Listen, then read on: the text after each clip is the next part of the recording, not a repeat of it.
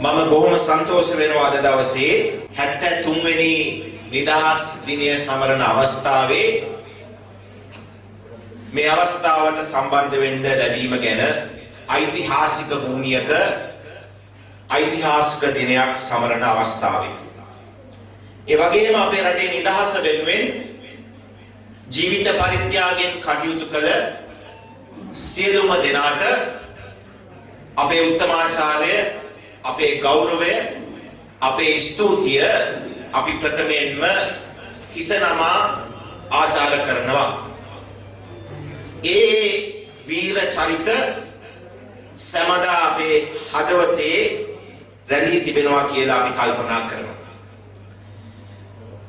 73 වසරක නිදහස පිළිබඳව ඉතිහාසයේ පිළිබඳව නොයෙකුත් අදහස් වමාරු වුණා අපිට අපේ රටේ අනාගතය පිළිබඳව අතීතයේ වගේම ඉදිරියේදී නොයෙකුත් බාධක ප්‍රශ්න වලට මුහුණ දෙන්න සිද්ධ වෙනවා. ලෝකයේ එක එක රටවල් වලට ලෝකයේ පවතින නීති පවතින්නේ එක එක ආකාරයට. අපි නිදහස ලබා ගත්තන් පස්සේ අපේ රටේ දරුණුම ඛේදවාචකයේ දරුණුම පසුබෑම තමයි මේ රටේ ඇති වුණු LDT ත්‍රස්තවාදය. අවුරුදු 33ක යුද්ධය නිසා අපිට අපේ රටේ නිදහසත් අපේ රටේ ආර්ථිකයට වෙච්ච හානියත් අපිට මෙතකයි කියලා ගණන් කරන්න පුළුවන් කියලා මම විශ්වාස කරන්නේ නැහැ. ඕනෑම රටක් තමුන්ගේ දේශය, තමුන්ගේ භූමිය, තමුන්ගේ රට ආරක්ෂා කරන්න ඕනෑම කැපකිරීමක් කරනවා. පහුගිය කාලේ අපේ රටත් අපේ හමුදාවත් පොලිසියත් ඒ කැපකිරීම අපේ දේශය ආරක්ෂා කරගන්න උන් කරනවා. හැබැයි වර්තමානයේ අපිට අපේ රට ආරක්ෂා කර ගැනීම නිසාම ප්‍රශ්න වලට මුහුණ දෙන්න සිද්ධ වෙලා තියෙනවා. අපි දැක්ක පහුගිය කාලේ මම පාර්ලිමේන්තු මන්ත්‍රීවරයෙකු වශයෙන් තේරීපත් වුණාට පස්සේ මම දැන් මාස 6ක් පමණ පාර්ලිමේන්තුවේ නියෝජනය කරන මන්ත්‍රීවරයෙක්. මගේ ජීවිතේ මට ලැබිච්ච ලොකුම ගෞරවය ලොකුම වාග්ය මාතලේ දිස්ත්‍රික්කයේ ලක්ෂ 6කට අධික ජනගහනය පාර්ලිමේන්තුවේ නියෝජනය කරන්න වරම් ලැබීම 225ක් අපේ පාර්ලිමේන්තුවේ නියෝජනය කරනවා මිලියන 22ක ජනගහනය මිලියන 22ක් අදහස් මිලියන 22ක් හැඟීම් මිලියන 22ක බලාපොරොත්තු අපි පාර්ලිමේන්තුවේ නියෝජනය කරනවා මට පාර්ලිමේන්තුවේ පුටුවක් ලබා ගන්න ඡන්දය පාවිච්චි කරපු සමහරකගේ ගෙදර පුටුවක් නැති බව අපි තේරුම් ගන්න ඕනේ කල්පනා කරන්න ඕනේ කියලා අපි විශ්වාස කරනවා. පාර්ලිමේන්තුවේ වාඩි වුණ දවස් ඉඳලා මට දැනෙච්ච තේරිච්ච දෙයක් තමයි පාර්ලිමේන්තුවේ ඇතුලේ රටින් පිට නම් අපිට විශ්වාස කරන්න පුළුවන් අපේ රටේ නිදහසට අපේ රටේ ඒකීයත්වයට හානි වන අපහාස වන ආකාරයේ ප්‍රකාශ පාර්ලිමේන්තු වරප්‍රසාද වලට මුවා වෙලා අපේ රටේ පාර්ලිමේන්තුව ඇතුලේ සිද්ධ වෙනවා. අපේ රටේ පාර්ලිමේන්තුව ගැන මම එක පැත්තකින් කනගාටු වෙනවා. පාර්ලිමේන්තුවට ඇමරිකාවේ පාර්ලිමේන්තුවට කියන්නේ People's House. මේක ජනතාවගේ නිවස ජනතාවගේ භූමිය ජනතාවගේ පාර්ලිමේන්තුව. අපේ රටේ පාර්ලිමේන්තුවේ මේ මාස 6ේම මම ඇහුවේ එක එක්කෙනාට චෝදනා කරගෙන. අපිට මේ රටේ ජනතාවට බලාපොරොත්තුවක් දෙන්න නොහැකි වෙලා තියෙනවා. ഘോഷාකාරයන්ගේ හඬ තමයි හැමදේම පාර්ලිමේන්තුවේ පිටතේ අපි සවන් දෙන්න පුරුදු වෙලා තියෙනවා. ඒ නිසා අපිට අලුත් දේශපාලන දැක්මක් අලුත් දේශපාලන දර්ශනයක් එක්ක රට ආරක්ෂා කර ගැනීමේ වගකීමට අපිට මුහුණ දෙන්න සිද්ධ වෙනවා. විශේෂයෙන් බාහිරින් එන බලපෑම් වලට. තව මාස කිහිපයකින් සති කිහිපයකින් මානව හිමිකම් කොමිසමේ නැවතත් අපිට අපේ රටේ නිදහසට අභියෝග කරන යෝජනා ඉදිරිපත් වෙනවා. අපේ ආමතුරුනේ ඇමරිකාව ගිහිල්ලා ඉරාකෙට ගැහුවා. ඇමරිකාව ගිහිල්ලා ඉරාකයේ ජනාධිපතිවරයාව අත්අඩංගුවට ගත්තා. ඇමරිකාවේ ජනාධිපතිවරයාට උසාවියක දඬුවම් දීලා එල්ලුම් ගහට ගෙනිච්චා. ඒ ඇමරිකාවේ වැනි තීන්දුවක් ගත්තේ සැප්තැම්බර් 11 වෙනිදා ඇති වුණු ත්‍රස්තවාදී ප්‍රහාරය නිසා. ඇමරිකාව වෙන රාජ්‍යයක් ගිහිල්ලා ඒ ත්‍රස්තවාදී ප්‍රහාරයට ප්‍රතිප්‍රහාරයක් එල්ල කරන්න ඔවුන්ට නිදහස මේ ලෝකෙ තුල තිබුණා. ඊට පස්සේ වසර ගණනාවකට පස්සේ පාකිස්තානයේ හිටපු බින් ලාදන් අල්ලලා ඔහු අත්අඩංගුවට අරගෙන නඩු අහන්නේ නැතුව ඔහුට වෙඩි තියලා ඔහුගේ දේය මහමූදට අතෑරියා. අපි විශ්වාස කරනවා ඇමරිකාවේ වෙලාවේ ඇමරිකාවේ භූමිය ආරක්ෂා කරගන්න ඕනේ රටක් විදියට ගන්න ඕනේ තීන්දුව එතුමන්ලා ගත්තා. හැබැයි ඒ නිදහස ඒ අයිතිය අපිට මේ භූමිය තුල තියෙනවා කියන එක ඒ රාජ්‍ය අමතක නොකළ යුතුයි කියලා අපි කල්පනා කරනවා. ඒ වගේම අපිට පාර්ලිමේන්තුවේ අහන්න දකින්න ලැබෙන දෙයක් තමයි මේ සමරන්න දෙන්නේ නැහැ කියන්නේ. මොකද ජාතික වීර දිනය, මහා විරු දිනය සමරන්න දෙන්නේ නැහැ කියන්නේ. මහා විරු දිනය සමරන්නේ ප්‍රභාකරන්ගේ උපන් දිනයේ දවසේ. ප්‍රභාකරන් කියන්නේ මේ රටේ බිහිවුණු මේ ලෝකෙ බිහිවුණු මිලෙච්චම ත්‍රස්තවාදියා. අපිට සිද්ධ වුණේ අපේ රටේ දකුණේ විතරක් නෙවෙයි උතුරේ ඉන්න ජනතාවත් නිදහස් කරගන්න. මොකද උතුරේ ඉන්න පුංචි දරුවන්ගේ අධ්‍යාපන නිදහස එල්ගිති ත්‍රස්තවාදයේ විසින් නැති කරලා තිබුණා. ප්‍රභාකරන්ගේ දරුවෝ ඉගෙන ගනිද්දී අහිංසක දුප්පත් උතුරේ ද්‍රවිඩ දරුවන්ට අධ්‍යාපනය තහනම් කරලා තිබුණා. පොතක් වෙනුවට පැන්සලක් වෙනුවට ඒ දරුවෝගේ අත්වලට ප්‍රභාකරන් දුන්නේ ගිනි අවියක් අත් බෝම්බයක් කියන එක අපි අමතක නොකළ යුතුයි. පංචායුධය වෙනුවට වේලායුධය වෙනුවට උතුරේ දරුවන්ගේ කල්ට ප්‍රභාකරන් දැම්මේ එල්ලුවේ සයිනයිඩ් කරලා කියන එක අපි අමතක නොකළ යුතුයි. එවැනි දුෂ්ට අදම තිරසනෙකුගේ උපන් දිනයේ දවසේ කාවත් සමරන්න දෙන්න පුළුවන් කමක් ප්‍රජාතන්ත්‍රවාදී රාජ්‍යයක නැහැ. මම කාලයක් ඉගෙන ගත්තේ එංගලන්තේ. මේ එංගලන්තේ ඉති යුරෝපීය නීතිය ගැන උගන්වනවා. අපේ හාමුදුරනේ ජර්මනියේ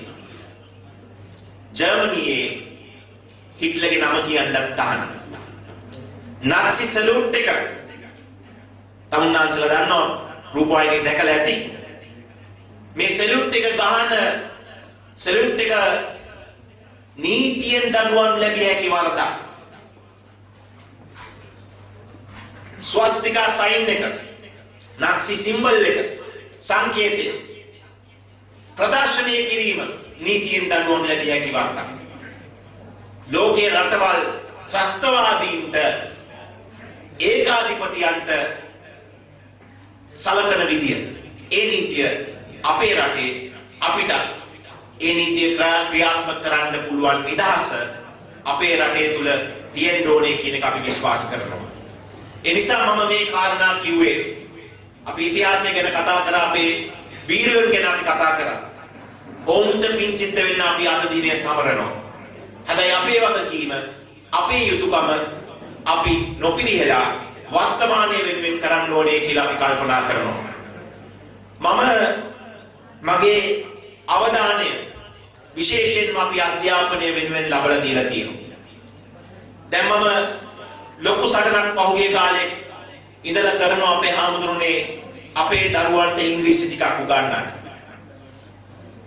අපි මේ සටන කරන්නේ මේ අපේ හිත තුල තියෙන මේ වහල්භාවය නිසා නෙවෙයි. අපේ දරුවන්ට ඉංග්‍රීසි ටිකක් ඉගෙනුවොත් අපේ දරුවන්ගේ ජීවිත අපිට සුද්දගේ භාෂාවෙන් අපිට සමහර දේවල් කතා කරන්න අවස්ථාව ලැබෙනවා කියන එක අපි අමතක නොකළ යුතුයි. මම පාර්ලිමේන්තුවට ගිය දවසේ ඉඳලා පුස්තකාලයට ගිහිල්ලා අපේ අත්ත කරපු කතාවක් දෙකක් කියවීම මගේ පුරුද්ද බවට මම පත් කරගෙන තියෙනවා. අපේ ආම්දුනේ මම ගිහිල්ලා අපේ අත්තගේ 72 වෙනි 1972 ජනරාජ ව්‍යවස්ථාව කරන වෙලාවේ අපේ අත්ත කරපු කතාව මම කියවුවා. තුමාගේ කතාව කියවද්දි තමයි මම දැනගත්තේ මහනුවර මහනගර සභාවේ ප්‍රථම සිංහල කතාව කරලා තියෙන්නේ මගේ අත්තා ටීවී තෙන්නකෝන් මැතිතුමා. එතුමාට ඉංග්‍රීසියෙන් කතා කරන්න හැකියාවක් තිබුණෙත් නැහැ. එතුමා ඒකට එච්චර වටිනාකමක් දීලා තිබුණෙත් නැහැ. එතුමා සිංහලෙන් කතාව කරන්න නගර සභාවේ නැගිට වෙලාවේ තවත් නාගරික මන්ත්‍රීවරයෙක් නැගිටලා ඉංග්‍රීසියෙන් නගරාධිපතිතුමාගෙන් ඉල්ලීමක් කරලා තියෙනවා. ගරු නගරාධිපතිතුමනි මේ ටීවී තෙන්නකෝන් මන්ත්‍රීතුමාට සිංහලෙන් කතා කරන්න අවසර දෙන්න කියලා. ඒතර මගේ අත්තගේ පිළිතුර තමයි නගරාධිපතිතුමනි ඔබතුමාට ඕනේ නම් සිංහලෙන් කතා කරන්න මෙතුමට අවසර දෙන්න. මේ සිංහල රටේ සිංහලෙන් කතා කරන්න මට ඔබතුමාගේවත් කාගේවත් අවසර ඕනේ නැහැ කියන කතාව තමයි ටීවී තෙන්නකෝන් මැතිතුමා එදා කරලා තියෙන්නේ. හැබැයි අද වෙනකොට මේ ලෝකයේ වෙනස් වීම ගැන අපි තේරුම් ගන්න ඕනේ. අපේ භාෂාවට මූලිකත්වය දැන දෙන ගමන් මම දඹුල්ලේ ඉන්න අහිංසක දුප්පත් දුවදරුවන්ට ඉංග්‍රීසි ටිකක් උගන්වන සක්න අපිට කරන්න සිද්ධ වෙනවා. අපේ උපාලි හාමුදුරුවෝ කිව්වා පහුගිය දවසක දැන් මේ අලුත් කතිකාවතක් ඇවිල්ලා තියෙනවා. අතිගරු ජනාධිපතිතුමා තනමන්විල ප්‍රදේශයේ ගිය වෙලාවේ ඉංග්‍රීසි ගුරුපත් වීමක් ඉල්ලපු සහෝදරියක් සම්බන්ධයෙන් අපේ ආම්දුනේ මම ගියා ගල්ලේවල අධ්‍යාපන කලාපයේ ප්‍රධාන පාසලක ප්‍රධාන උත්සවයකට. ඒ වෙලාවේ මම ගියේ ප්‍රධාන ආරාධිත අමුත්තා විදියට තෑගි ප්‍රධාන උත්සවයේ. මට පසුබිමින් ඇහෙනවා මේ නිවේදනය කරනවා. සිංහලෙන් නිවේදනය කරපු පුංචි දරුවා ප්‍රවිත බණ්ඩාර තෙන්නකෝන් ක්‍රීඩා ඇමතුමා විදුහලට පැමිණියා කියලා ඒ නිවේදන කටයුතු කරා. ඊට පස්සේ ඉංග්‍රීසියෙන් ප්‍රවිත තෙන්නකෝන් coming කියලා විතරයි මට ඇහුනේ. ඉංග්‍රීසි භාෂාවේ එක වචනයයි මුළු නිවේදනයේම තිබුණේ. ඊට පස්සේ ආපහු සිංහලෙන් දෙවනි අදියරේ. ඊට පස්සේ ආපහු ප්‍රවිත තෙන්නකෝන් coming කියලා විතරයි මට ඇහුනේ. ඊට පස්සේ මම වේදිකාවට යද්දී නැවත සිංහලෙන් නිවේදනය කරපු පුංචි දරුවා ඒ නිවේදන කටයුතු කරමින් හිටියා. මට වුණා බලන්න අපේ හාමුදුරනේ මේ නිවේදන කටයුතු ඉංග්‍රීසියෙන් නිවේදනය කරපු පුංචි දරුවා කවුද කියලා. මොකද උත්සාහයක් ගත්තු නිසා ඒ උත්සාහය ඇගීමට ලක් කරන්නේ. ඊට පස්සේ තමයි මම තේරුම් ගත්තේ අපේ හාමුදුරනේ ඒ පාසලේ ඉංග්‍රීසි ගුරුවරයා තමයි ඒ නිවේදන කටයුතු කරලා තිබුණේ. අපි රාජකීය විද්‍යාලයේ දරුවන්ට දෙන ඉංග්‍රීසි ප්‍රශ්න පත්‍රයේම ඒ පාසලේ දරුවන්ට දෙනවා. ඒ දරුවා ඒ ඉංග්‍රීසි ප්‍රශ්න පත්‍රයේ සමත් වෙන්න ඕනේ. හැබැයි ඉංග්‍රීසි උගන්වන්න පුළුවන් ගුරුවරයෙක් අපි ඒ දරුවන්ට නොදී ප්‍රශ්න පත්‍රය විතරක් දීම සාධාරණයි කියලා අපි විශ්වාස කරන්නේ නැති නිසා. ඒ නිසා අපි වෙනස් විදියට හිතන වැඩපිළිවෙලක් තමයි මේ ප්‍රදේශයේ අපි කරන්න බලාපොරොත්තු වෙන්නේ. මගේ විශේෂ ඉල්ලීමක් තියෙනවා අපේ නායක නාහිම්පාණන් වහන්සේගෙන්. මම මේක කාලයක් තිස්සේ ඔබ වහන්සේගෙන් කරනවා. මම ඉගෙන ගත්තේ බම්බලපිටිය ශාන්ත පීතර විද්‍යාලයේ. මට හොඳ අධ්‍යාපනයක් ඒ පාසලේ ලැබලා දුන්නා. අපි මේ කතෝලික පල්ලියේ මේ අධ්‍යාපන විෂය දෙද්දී ඉතිහාසයේ ඉඳලා විශාල කාර්යභාරයක් කරලා තියෙනවා. අපි දැක්කා අපේ මංගල නායක හාමුදුරුවන් වහන්සේ චන්දානන්ද විද්‍යාලයේ ආරම්භ කරලා හොඳ අධ්‍යාපනයක් දෙන හොඳ බෞද්ධ පාසලක් පන්සලෙන් හදලා තියෙනවා. ඒ පාසලට යන්න අද දරුවෝ මහනුවර ප්‍රදේශයේ දඹුල්ල ප්‍රදේශයේ ඉන්න දරුවෝ කොරකන. ඒ වගේම එවැනිම පාසලක් හොඳ බෞද්ධ පාසලක් දඹුල්ලේ ආරම්භ කරන්න ඔබ වහන්සේට අපිට දෙන්න පුළුවන් උපරිම සහයෝගය අපි ලබලා දෙනවා.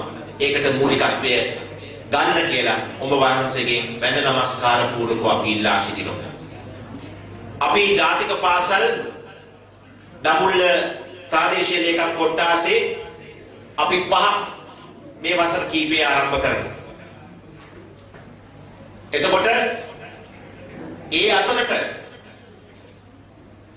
මෙවැනි පාසලක් අපිට ආරම්භ කරගන්න හැකියාව ලැබුණොත් අපේ මේ ප්‍රදේශවල ඉන්න දුවදරුවන්ගේ අධ්‍යාපනය වෙනුවෙන් හොඳ නිදහස් නිවහල් පරපුරක් බිහි කරගන්න අපිට ඒ හරහා අවකාශ අවස්ථාව ලැබෙනවා කියන එක අපි කල්පනා කරනවා.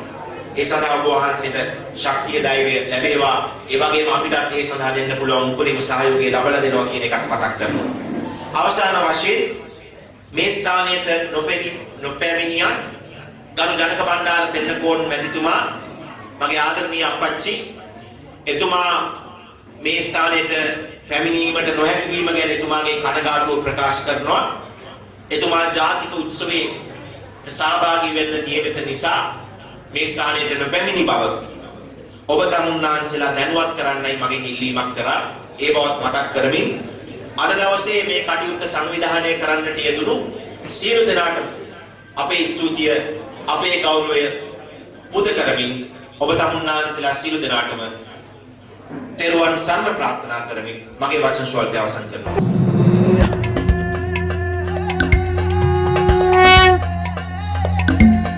දිනකර මණ්ඩල සහස්‍ර චමුකපති නුඹ ගැබදිරි දිරි පන්නාපං කමලිත පුෂ්ප බුදම් යකු දිස්ටි වරංගත සලිත කරං ආරං අතට ගතිය අවිය සුවිරු තබන පය